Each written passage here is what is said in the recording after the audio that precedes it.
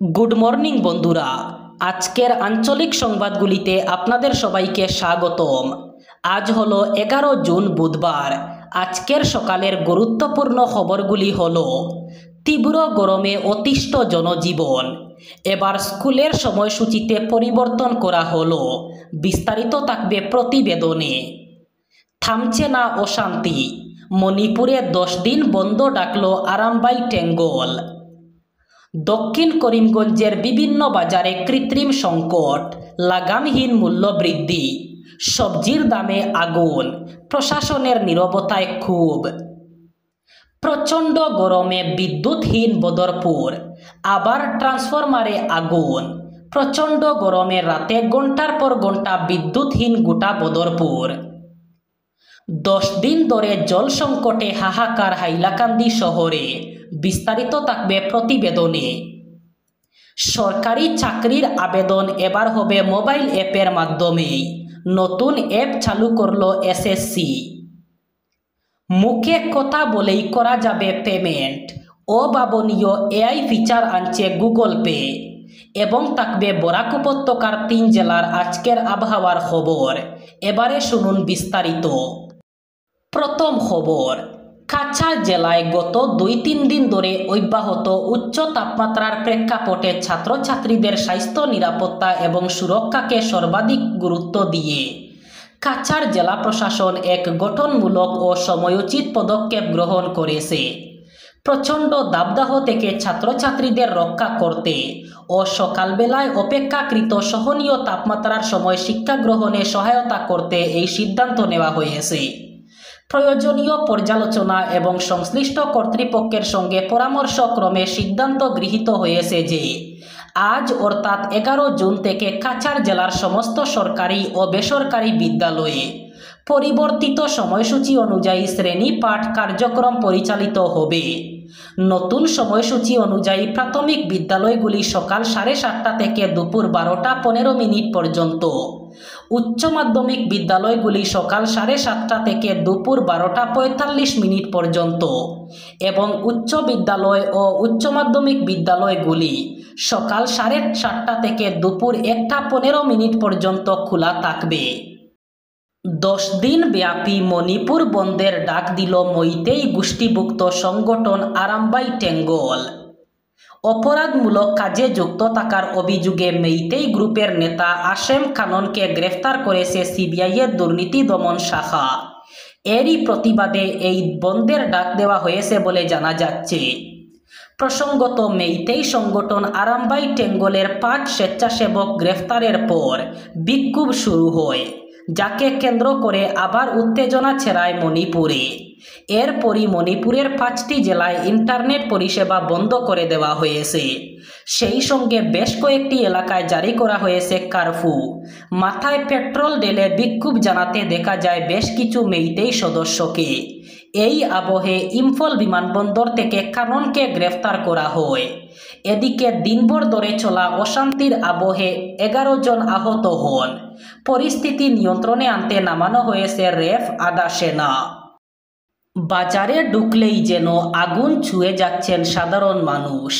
এক হাতে থলি আরেক হাতে টাকা, কিন্তু বাজার থেকে ফিরে আসছেন চোখে মুখে হতাশা আর ক্ষোভ নিয়ে।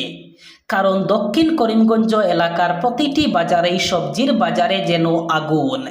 প্রতিদিনই লাফিয়ে লাফিয়ে বাড়ছে শাকসবজির দাম, আর সেই সঙ্গে বাড়ছে মধ্য ও নিম্নবিত্ত শ্রেণীর অসহায়তা। যেন সাত সকালে কেউ পকেট কাটছে, তেমনই এক অনুভূতি রোজকার বাজার যাত্রায়। গত কয়েক সপ্তাহ ধরেই সবজির বাজারে অস্বাভাবিক মূল্যবৃদ্ধি চোখে পড়ার মতো। মাত্র এক সপ্তাহে কেজি প্রতি 50 থেকে 100 টাকা পর্যন্ত দাম বেড়ে গিয়েছে বিভিন্ন সবজির। আলু, পেঁয়াজ, টমেটো থেকে শুরু করে লাউ, শসা, বেগুন, করলা সব কিছুরই দামে যেন এখন আগুন। খুচরো বাজারে 1 কেজি পেঁয়াজের দাম 30 থেকে 150 টাকা, বেগুন 30 টাকা থেকে 70, করলা 50 থেকে 100। এমনকি মরশুমি শাকসবজির ক্ষেত্রেও দেখা যাচ্ছে একই রকম মূল্য বৃদ্ধি। ক্রেতাদের দাবি, এই অস্বাভাবিক মূল্যবৃদ্ধির পেছনে মূল কারণ একটি সংগঠিত চক্র। এদের সবাই সিন্ডিকেট নামেই চেনে। অভিযোগ, পাইকারি বিক্রেতারা নিলামবাজারে একজোট হয়ে কৃত্রিম সংকট তৈরি করছেন। প্রচণ্ড গরমের রাতে ঘন্টার পর ঘন্টা বিদ্যুৎহীন গোটা বদরপুর এলাকা, তার মধ্যে বিদ্যুতের লুকোচুরির খেলায় অতিষ্ঠ জনগণ।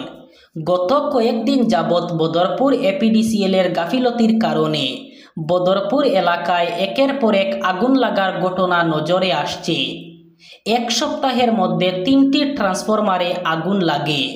মানুষের সচেতনতার ফলে বদরপুর অগ্নি নির্বাপক বাহিনী ঘটনাস্থলে ছুটে পৌঁছে আগুন নিয়ন্ত্রণে আনে। এতে বড় ধরনের ক্ষয়ক্ষতি থেকে রক্ষা পায়। এরই মধ্যে কোথাও বিদ্যুতের তার ছিঁড়ে আগুন লাগার ঘটনাও ঘটতে দেখা যায়। বদরপুর মিশন রোডে থাকা বিদ্যুৎ বিভাগের ট্রান্সফরমারে হঠাৎ আগুন জ্বলছে দেখতে পেয়ে স্থানীয় লোকজন বদরপুর অগ্নি নির্বাপক বাহিনীকে খবর দেন। প্রচণ্ড গরমের রাতে ঘন্টার পর ঘন্টা বিদ্যুৎহীন থাকায় অতিষ্ঠ হয়ে বিদ্যুৎ বিভাগের কর্তৃপক্ষের সঙ্গে যোগাযোগ করার চেষ্টা করেন, তবুও কোনো সুফল পাওয়া যায়নি। টানা 10 দিন ধরে হাইলাকান্দি শহরে পানীয় জল সরবরাহ সম্পূর্ণ বন্ধ। গত 1 জুন থেকে শুরু হওয়া এই জল সংকট শহরের হাজার হাজার নাগরিককে চরম দুর্ভোগের মধ্যে ফেলে দিয়েছে। শহরের সামাজিক ও সাংস্কৃতিক সংস্থা ড্রিমস এই সমস্যার বিরুদ্ধে সরব হয়ে রাজ্যের জনস্বাস্থ্য ও কারিগরি দপ্তরের মন্ত্রী জয়ন্ত মল্ল বড়ুয়ার কাছে একটি লিখিত অভিযোগ পাঠিয়েছে। সংস্থার সভাপতি গৌতম গুপ্ত স্বাক্ষরিত ওই অভিযোগপত্রে বলা হয়েছে, শহরের জল সরবরাহ ব্যবস্থা সম্পূর্ণভাবে ভেঙে পড়েছে এবং আশ্চর্যজনকভাবে জনস্বাস্থ্য কারিগরি বিভাগ ও পুরসভা কর্তৃপক্ষ এই সংকটের প্রতি অবজ্ঞাসুলভ মনোভাব দেখাচ্ছে। চিঠিতে সতর্ক করে বলা হয়েছে, জনগণের ক্ষোভ এখন চরমে। পরিস্থিতি এমন পর্যায়ে পৌঁছেছে যে কোনো মুহূর্তে গণ আন্দোলন ছড়িয়ে পড়তে পারে। এবার সরকারি চাকরির জন্য আবেদন করা যাবে মোবাইল অ্যাপের মাধ্যমে। সংবাদ সংস্থার খবর, স্টাফ সিলেকশন কমিশন অথবা এসএসসি আয়োজিত বিভিন্ন সরকারি চাকরির নিয়োগ পরীক্ষার জন্য নতুন মোবাইল অ্যাপ চালু হয়েছে। এটা এই বছর থেকেই ব্যবহার করা যাবে। এসএসসির নতুন মোবাইল অ্যাপটির নাম হলো মাই এসএসসি অ্যাপ, যা অ্যান্ড্রয়েড 11 এবং সমগোত্রীয় স্মার্টফোনের গুগল প্লে স্টোর থেকে ডাউনলোড করা যাবে।